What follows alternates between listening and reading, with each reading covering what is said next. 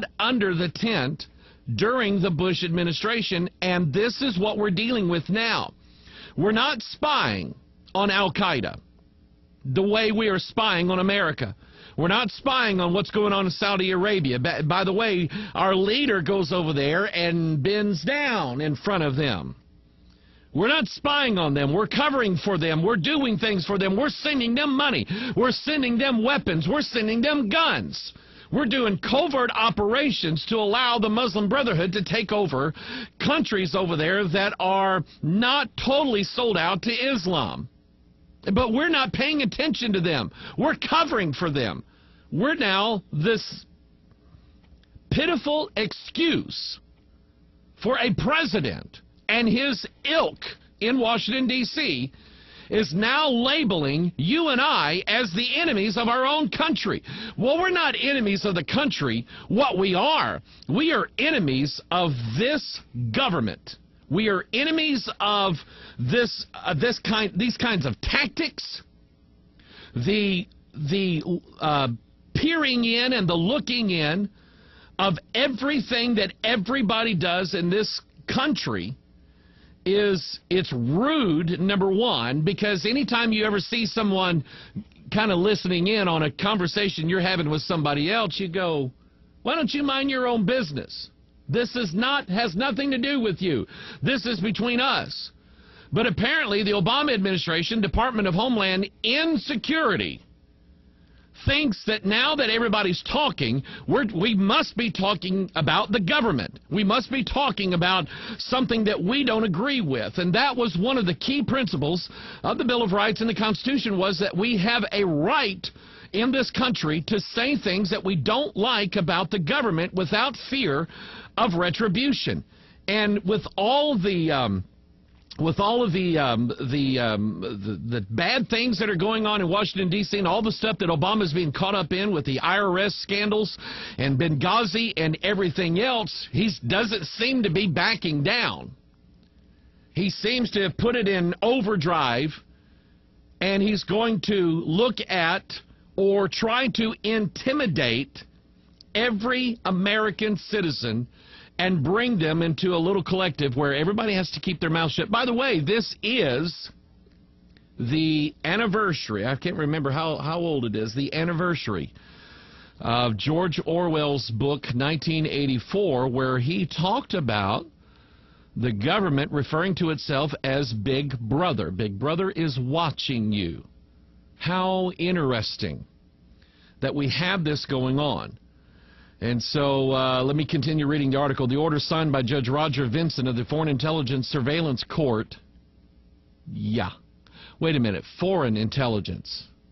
In April, directs a Verizon Communications subsidiary, Verizon Business Network, to turn over on an ongoing daily basis to the NSA all call logs between the United States and abroad or wholly within the United States, including local telephone calls.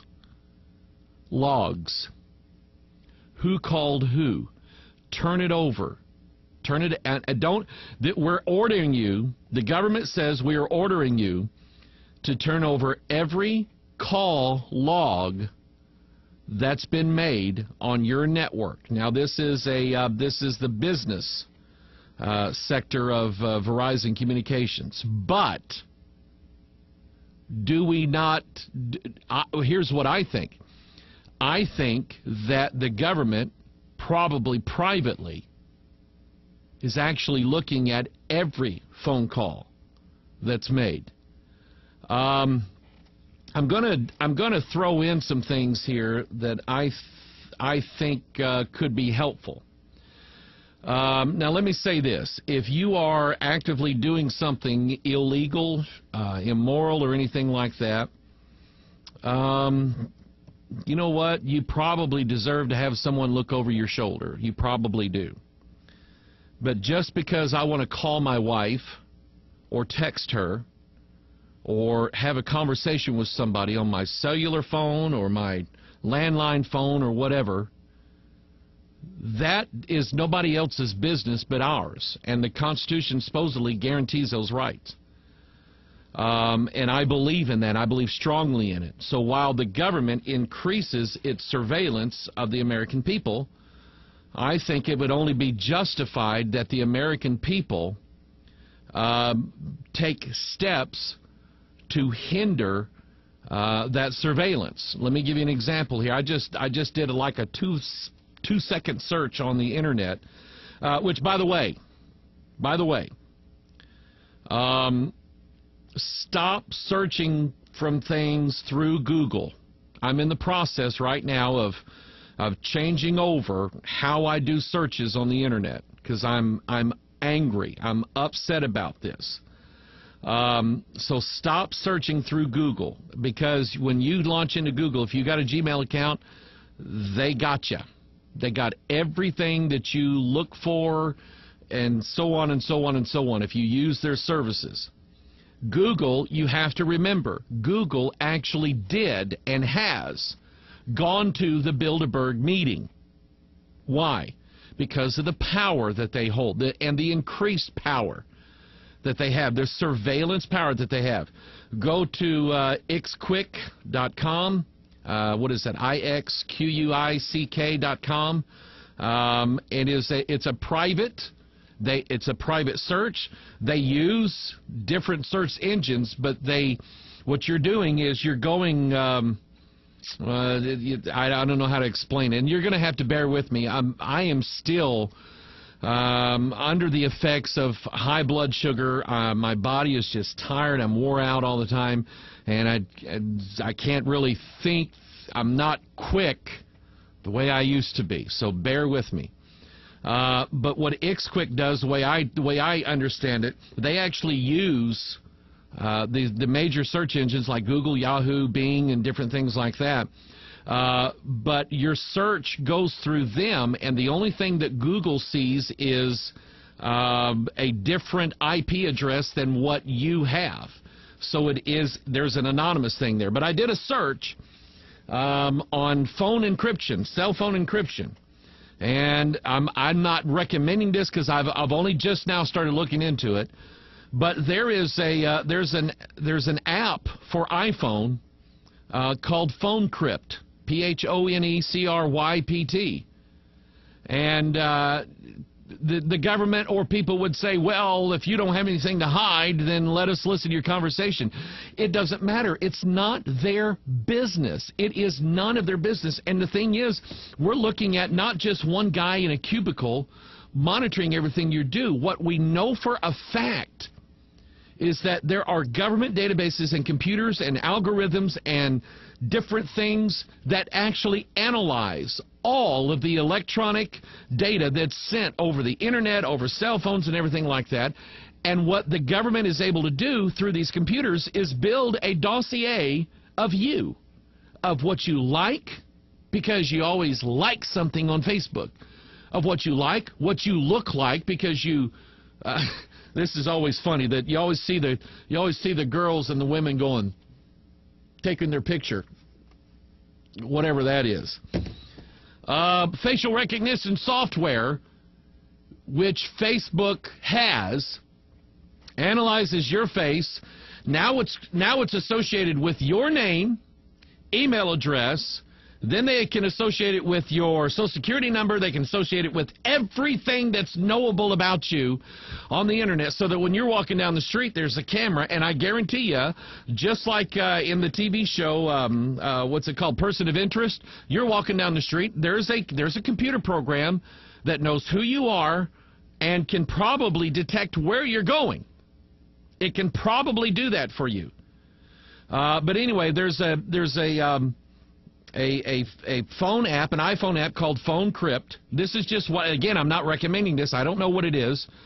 That can encrypt your phone conversations so that the government or other listening ears cannot have access to what it is you're saying. And I absolutely support this. Because we're dealing with a situation to where the government is actually turning against its own people. And if you know my reputation, know my ideas, I am I am biblically pro-government. I am pro-government by way of what the Bible says. I'm not an anarchist. I am not someone who uses different things in the Bible as an excuse to get away with things. That's not who I am. But I'm telling you, there are factions of the government, the NSA, CIA, Secret Service, FBI, I got a story about them, that are now becoming notorious for wanting the information of every American citizen in this country, and it makes me angry. Again, if we were to, let's open up our can here. Isaiah chapter 14, I talked about this here a while back, the video I did called The All-Seeing Eye, Surveillance Society in the New World Order.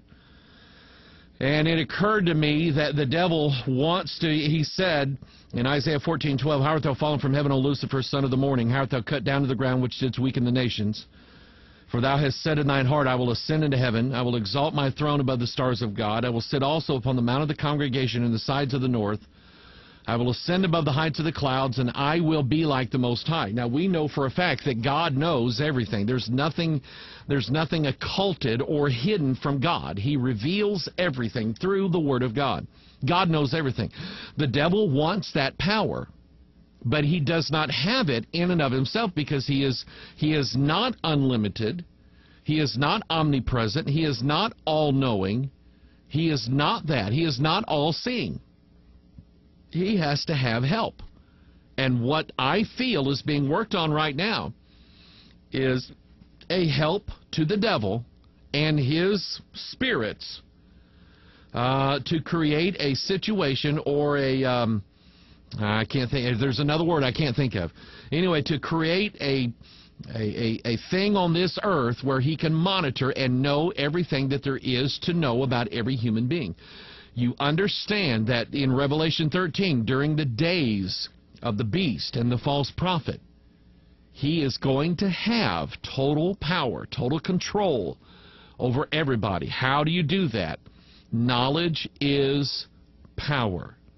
So this is merely nothing more than the devil trying to be like the Most High, surveilling, monitoring, listening, sneaking, peeking, you name it, on people who've done nothing wrong. People who simply don't agree with the policies of this administration, the policies of the vastly growing government machine. We don't agree with that. That's not how we, the people, desire to be governed. And for that mere fact alone, this is what makes us dangerous. I had a lady come by here a few weeks ago to visit. Her and her daughter were traveling through the country, and it was a good visit to have them here. And she said, "Pastor Mike, you're dangerous." And I said, "What?"